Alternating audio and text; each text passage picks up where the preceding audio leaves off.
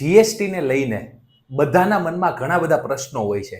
રેસિડેન્સમાં કેટલો જીએસટી હોય છે, કોમર્શિયલમાં કેટલો હોય છે, ક્યારે 1% આપવો, ક્યારે 5% જીએસટી આપવો, આવા ઘણા બધા પ્રશ્નો હોય છે.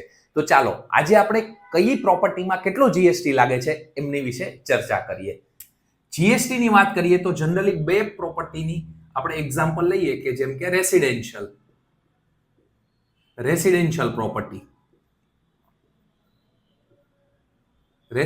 પ્રોપર્ટી અને ત્યાર પછી વાત કરીએ સેકન્ડ વન કોમર્શિયલ પ્રોપર્ટી. આ બે પ્રોપર્ટીની અત્યારે આપણે જીએસટીમાં વાત કરીએ તો જનરલી રેસિડેન્શિયલ પ્રોપર્ટી હોય છે તો એમાં બે પ્રકારના જીએસટી લાગતા હોય છે. 1% જીએસટી પણ લાગતો હોય છે અને 5% વાળો પણ જીએસટી લાગતો હોય છે. તો વાત કરીએ 1% અને 5%ની. 1% જીએસટી તો એ કોના ઉપર લાગે અને 5% જીએસટી આ કોના ઉપર લાગે. જ્યારે મારી પ્રોપર્ટીની વેલ્યુ એક્ઝામ્પલ તરીકે મકાન હોય છે, ફ્લેટ હોય છે, જો એમની વેલ્યુ 45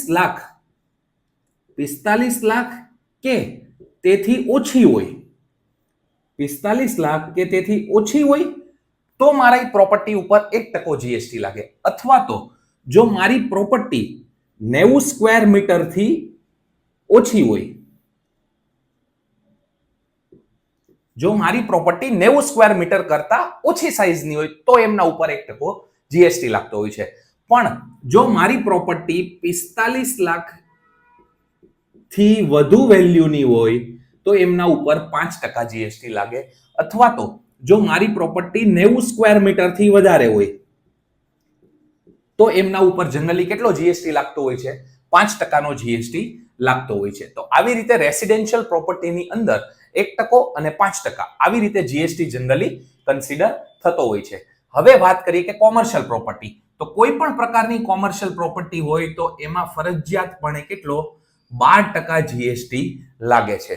પછી ચાહે એ મારી ઇન્ડસ્ટ્રીયલ પ્રોપર્ટી હોય, શોપ હોય, દુકાન હોય કે કંઈ પણ હોય, પરંતુ કોમર્શિયલ પ્રોપર્ટીની અંદર જનરલી 12% જીએસટી લાગતો હોય છે.